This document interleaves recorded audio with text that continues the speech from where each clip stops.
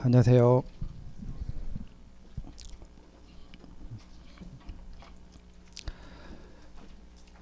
자, 한 번씩 다 써보셨죠? 한번 쭉 제가 둘러보니까 쓰신 분들에 한해서는 이제 좀씩 제 눈에는 이제 나아지는 부분들이 좀 보이긴 합니다. 비록 두 번이지만 이제 경험이 그만큼 중요하다라고 하는 거를 이제 말씀드리고 또 느끼시길 바라고요. 그 다음에 아직 이제 쓰기를 못하는 분이라고 하더라도 결코 이제 미루지 마시고, 아직 늦은 거 아니에요. 미루지 마시고 뭐 다음 시간에도 할 거니까 꼭 그때는 써보시기 바랍니다. 자, 간단하게 설명을 하고 본 수업 진도를 이제 나가도록 하겠습니다.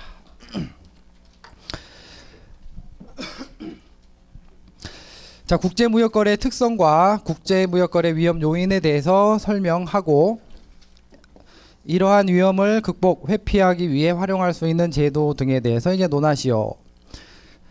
논점을 파악하는 게 가장 첫 번째 단계라 그랬어요. 그렇죠? 그래서 논점 파악이라고 하는 거는 내가 아는 게 아니라 무엇을 물어보는지 파악하는 거다. 그럼 여기서 물어보는 거는 설명을 하라는 거죠. 무엇을?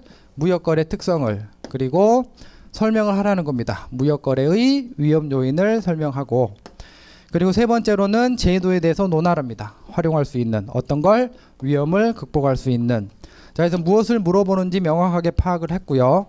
이 파악된 논점을 또 다른 스텝에 의하면 목차를 구성을 해야 된다. 그죠? 그래서 목차를 구성하는 거는 어렵게 할 필요 전혀 없다. 문제에서 물어본 방식대로 그대로 목차를 잡아주시면 된다. 그래서 첫 번째로 항상 다 하는 것처럼 형식적 완성도를 고려해야 되기 때문에 서라고 잡아주시고요.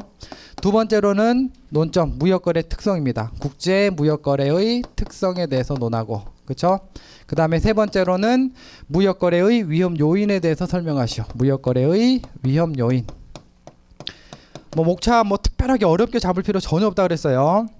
그리고 또 하나 물어본 목차 논점이 뭐냐면, 이런 위험을 극복이나 회피할 수 있는 방안, 그러니까 위험에 대한 극복 및 회피 방안 또는 회피 제도, 요렇게, 그죠? 그리고 마무리 결. 자, 그다음에 세 번째는 뭐라 그랬냐면, 물어본 거에 대해서 명확하게 배점 그리고 분량을 확정을 지어야 된다 그랬어요. 이렇게 해야만 내가 알고 있는 부분에 집중해서 균형감을 잃지 않을 수가 있다 그랬어요. 자, 그래서 서와 결은 통상적으로 절대적이지는 않습니다만 형식적인 완성도를 위해서 5점 정도의 배점을 두고, 그러니까 위아래 어느 정도 시작하고 마무리를 지어라, 이런 관점에서 분량을 책정해 주시면 되겠고요. 자, 특성. 이건 역시 절대적이진 않지만 내가 알고 있는 내용을 어느 정도 파악해 보면 특성, 그죠? 단순 나열형 설명이에요. 뭐 7가지에서 8가지 정도. 그거는 한 10점 정도 배점을 하면 될 것 같고, 무역거래에서 어떤 위험, 이 논점 중에서도 중요한 게 뭐냐? 결국은 무역거래의 특성이 이러이러하다. 그 특성 중에 하나가 다수의 위험이 존재한다는 얘기죠. 논리를 만들어가는 거잖아요. 그죠? 그래서 그러한 위험이 있는데 그 위험에 대해서 구체적으로 써봐라, 이런 거죠. 위험 요인이라고 하는 게. 그래서 위험에 대해서 15점 배점으로 책정을 하고, 그 다음에 이런 위험을 극복할 수 있는 방안에 대해서 설명해라, 이 얘기예요. 그래서 이건 역시 15점 배점 정도로 가면 됩니다. 여기 뭐 약간씩 틀어져도 그건 전혀 상관이 없습니다. 왜냐하면 배점이 이렇다라고 해가지고 중간에 써야 할 뭐 소목차나 중목차 수준의 내용을 버릴 게 아니거든요. 축약을 하거나 늘리거나 이런 관점이기 때문에. 자, 그래서 무역거래 특성은 우리가 이제 오늘 공부하게 될 전체적인 특징 대여섯 가지 있죠. 그거 써주시면 되겠고요.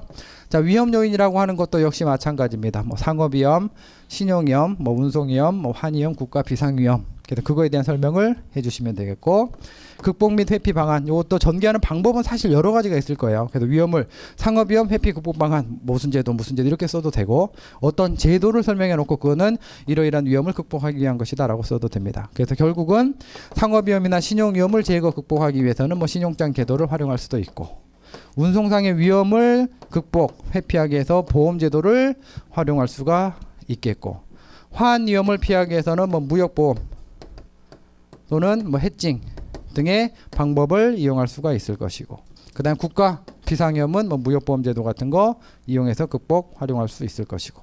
그럼 요 내용 뭐 쓸 말이 얼마나 많아요 사실. 배점이 15점인데 요 목차 4개다. 그러면 개당 3점 또는 4점 정도 배점이에요. 그럼 이거 신용장에 대해서 3, 4점 분량 못 쓰겠어요? 너무 엄청나게 많죠.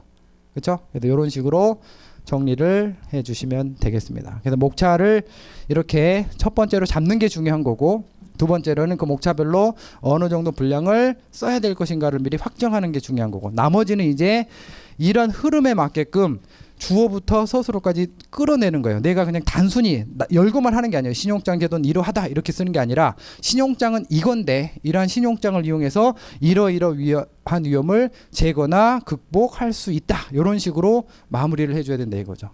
보험제도 알죠? 보험제도는 이런 거야 라고 설명하는 게 아니라, 보험제도는 이런 건데 이런 보험제도를 이용해서 운송상해, 국제거래소 격지자간에 서여 있는 운송상의 위험을 극복할 수 있다. 이런 식으로 정리를 해줘야 돼. 물어본 대로 써야 된다 이거예요. 내가 알고 있는 거를 단순히 나열식, 열거식으로 전개하는 게 아니라 물어본 형식대로 내가 적극적으로 피력을 해야 된다 이겁니다.